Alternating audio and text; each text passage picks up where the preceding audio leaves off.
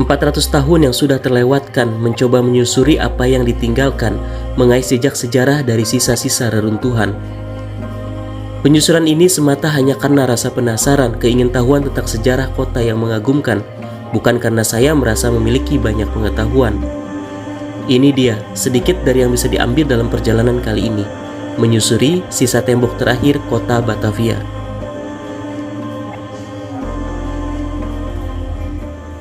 Jadi sekarang dari Museum Bahari ini, saya akan coba menelusuri ya tembok, sisa-sisa di tembok Batavia. Dari sisa-sisa tembok Batavia ini ke sana, kita mau lihat runtuhannya, katanya masih ada di sana.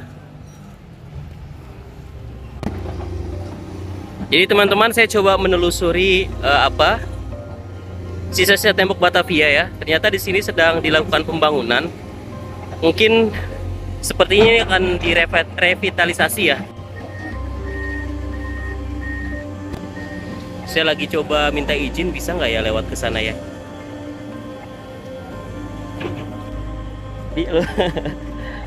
Jadi sempat bingung juga ya, karena ada yang kerja, jadi tadi sempat nggak bisa gitu, tapi coba nanya ternyata boleh diizinin, jadi kita lihat di sana. Jadi di sana tuh bekas temboknya, tapi ini lagi dibangun ya. Wah, ternyata ditutup. Ini Pak,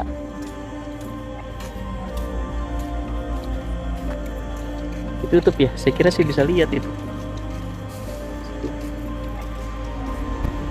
Oh, lihat di sana.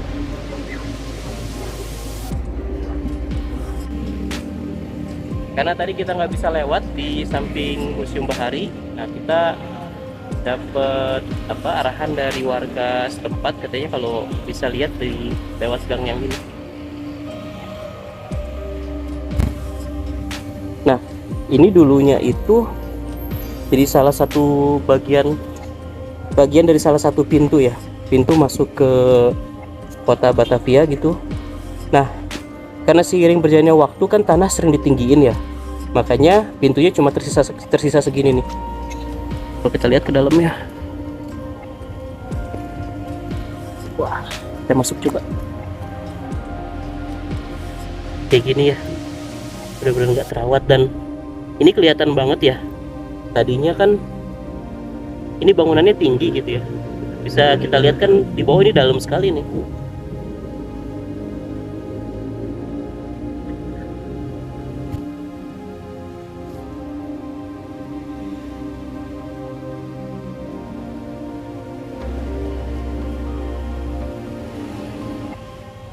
Setelah penyusuran di sisi utara, saya beranjak ke Kampung Tongkol untuk melihat sisa reruntuhan dari Kastil Batavia, yang mana di sana juga terdapat sisa reruntuhan dari tembok Batavia.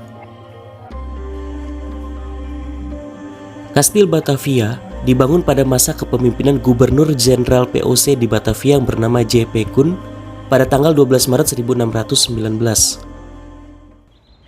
Jadi teman-teman, sekarang kita coba lebih dekat ya ke sisa reruntuhan Kastil Batavia, di mana dulunya ini adalah gudang logistiknya POC.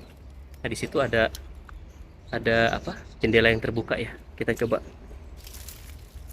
Aman nggak ya?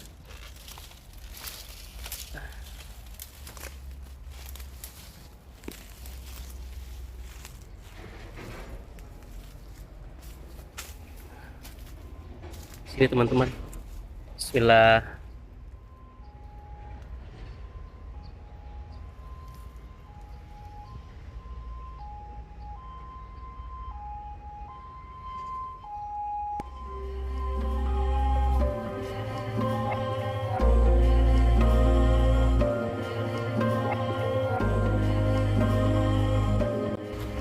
Ini teman-teman, kita coba lihat ya,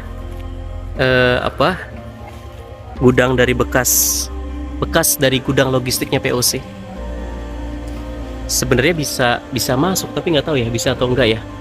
Cuma kayaknya saya harus mengumpulkan pemberanian nih buat bisa masuk nih.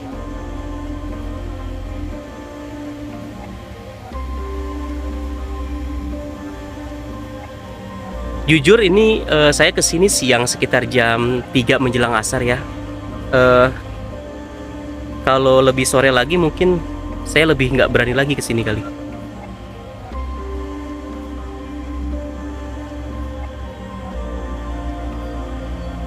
Mau kita coba lihat ke dalam?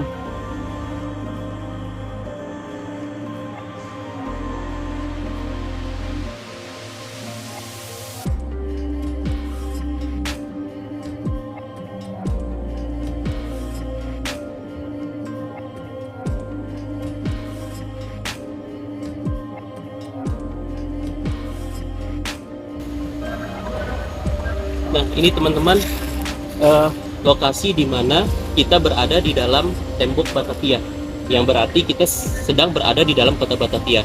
Dan ini adalah salah satu bangunan dari bagian Kastil Batavia, di mana ini merupakan bekas gudang logistiknya POC gitu. Jadi teman-teman bisa lihat di sebelah sana itu tembok tinggi ya, menjulang gitu ya, terus ada jendela-jendela kecil di sana, kemudian di situ ada bekas pintu. Jadi di balik tembok ini adalah bagian luar di kota Batavia. Nah, kalau sekarang kita lihat di bagian luar ini sudah penuh dengan pemukiman penduduk. Nanti kita akan ke luar tembok Batavia ini ya, untuk melihat bagian luar dari tembok Batavia.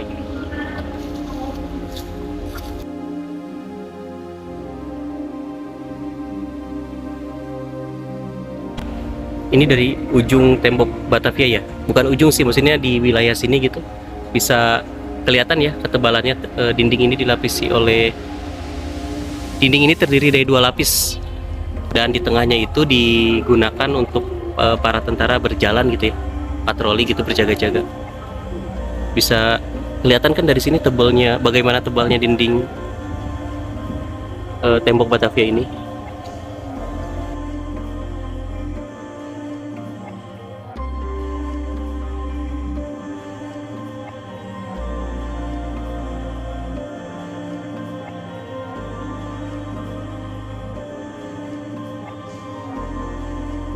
Jadi teman-teman, sekarang kita berada di bagian luar tembok Batavia, yang mana berarti kita sekarang berada di luar kota Batavia. Dan ini pintu yang tadi kita sebutkan di dalam kan ya, pintu keluar masuknya ya. Karena ini sudah jadi pemukiman warga dan sudah banyaknya peninggian tanah gitu ya. Jadi kayak pintunya juga kayaknya pernah nih. Begitu. Sayang banget ya, peninggalan sejarah yang berharga kayak gini gitu sepertinya tidak mendapat perhatian dari pemerintah.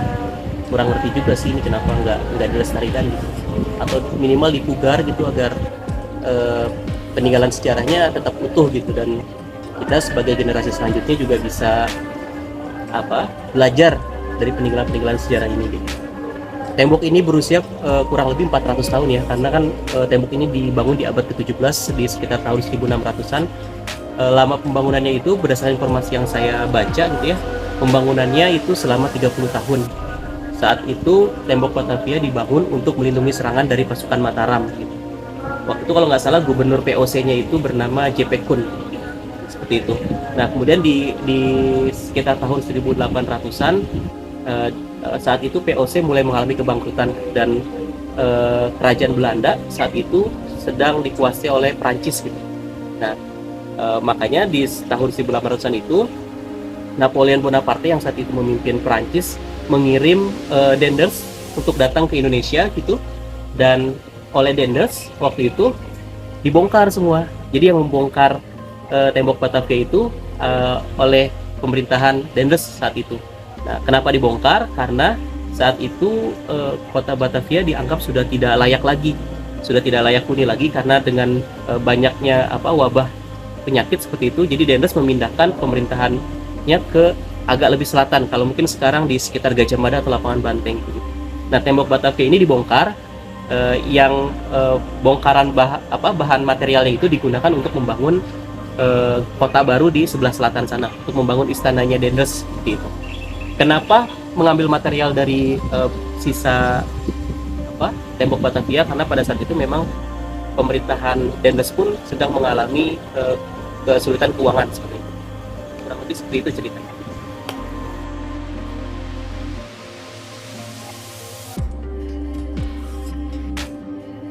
Nah, teman-teman, tadi setelah kita berkeliling di sisi luar tembok Batavia kan, sekarang saya mau coba ke depan dari tembok Batavia ya, dari luar tembok Batavia, di balik pemukiman warga gitu. Dan Mungkin teman-teman bisa lihat ya, ini tembok Batavianya, kemudian di sebelah sininya pemukiman warga kan. Nah ini ada pintu ke depannya. Nah dahulu itu di depan sana itu ada sungai gitu ya, atau bisa dibilang kanal gitu, yang mana kapal-kapal POC waktu itu dari laut itu bisa masuk ke sini gitu. Karena kan gudang ini kan dipakai untuk pusat bisnis ya, untuk mengangkut rempah-rempah gitu ke sini gitu. Jadi dahulu itu di depan ini adalah merupakan kanal besar gitu, dan perahu-perahu bisa lewat. Nah dahulu di depan sana merupakan kanal atau parit besar. Dan sekarang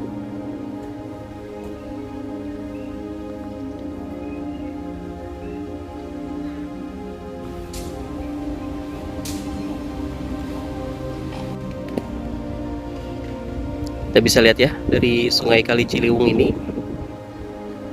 di sana pemukiman penduduk, dan di balik sana bisa kelihatan ya sisa-sisa dari tembok Batavia. Jadi kalau kita sekilas balik ke masa lalu, bisa kita bayangkan bahwa sebelum adanya pemukiman di sini kan berarti kan di tembok, kemudian langsung ke parit ini gitu, ke sungai ini gitu langsung. Demikian penyusuran sisa tembok terakhir kota Batavia. Mohon maaf jika ada kesalahan dan kekurang tepatan dalam penyampaian peristiwa sejarahnya. Silahkan dibantu diluruskan dan dikoreksi di kolom komentar. Terima kasih yang sudah menonton dan mengikuti cerita. Sampai jumpa di perjalanan berikutnya. Assalamualaikum warahmatullahi wabarakatuh.